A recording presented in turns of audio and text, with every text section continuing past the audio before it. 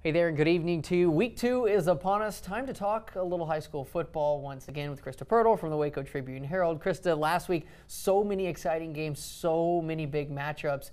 We saw some good, some bad, and some ugly. So let's start with some of the good. And Lorena getting the big upset there. La Vega, the machine just keeps on rolling, taking on Medina Valley. And then, a team like Mart that we kind of expected, we can just fast forward to December and they're going to win it all. So what kind of stood out to you on those teams and what they were able to do last week? Well, first thing is now we're not saying, well, they should do this and should do this because of what happened last season and what they should have back this season. They actually played.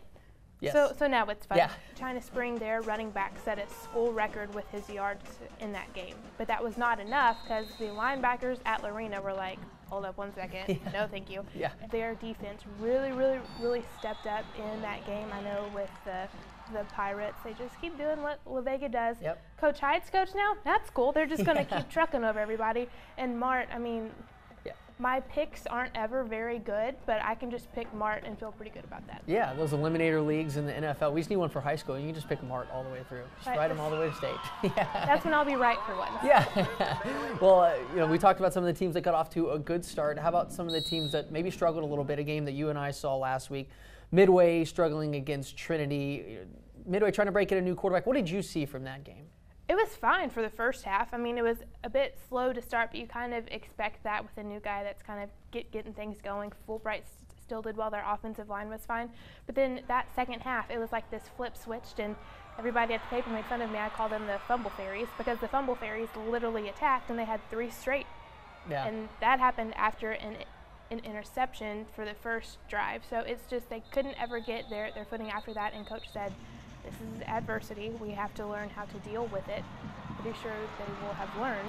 And so it's better to have this happen now than next week when, it's district next week.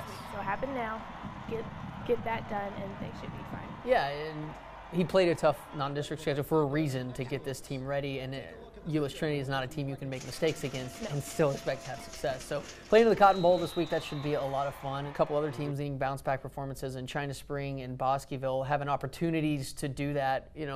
Looks like some tough challenges for them, but an opportunity to really bounce back in a big way with some tough opponents. If you look at it this way, they didn't struggle against subpar teams. Right. So that's a plus. Yes. We'll just look at the positives right now. But that's good with China Spring. They really need to get going because they have a freshman at quarterback, and that's got to be a little rough trying to get him going. Their offensive and defensive lines are still huge, so that should be fine. And then with Bosqueville, they just played a team who's probably going to win straight again. So it's fine. Their guys still played great. It's just, Mart is a monster, and you just got to watch out. That is the definition of running into a buzzsaw, that's for sure. So we'll wait to see what happens with those teams this week. Again, China Spring breaking in that freshman quarterback. They got a lot of time to learn because of that smaller district, but once that district gets here, better look out. Yeah. It's, circle all those games. If you have nowhere else to be on a Friday night, go to all those games. Yes, it will be a war, that's for sure. So looking forward to that. Obviously, our game here on Fox 44 this weekend is going to be Clifton and Crawford. Those teams getting together, a little 2A, 3A matchup. Coach Kelm, always so solid. Crawford just, right down the middle. You know what you're going to get from them. What do you expect to see from Crawford this upcoming season? Oh, it's going to be fun. I talked with Coach Kelm, and he's one of my favorites. He's so fun.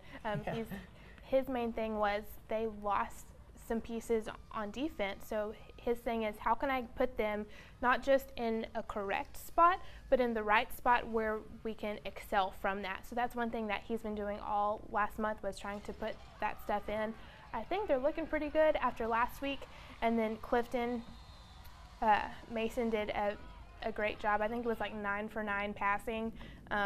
Get the job done. Ran a lot. Yeah. Then Alfredo ran for like 150 yards. So they had a very balanced thing last week, and so I think it's going to be fun to see how that Crawford defense, which is what's been working on the most, can handle such a balanced attack that Clifton has. Absolutely. Well, looking forward to a great week. You guys have got some good stuff coming up in the trip. Obviously, you'll be at the Cotton Bowl. Maybe they'll let you sneak a few bites of the fair food early. Maybe test it a little bit before. I'll be a taste tester all day.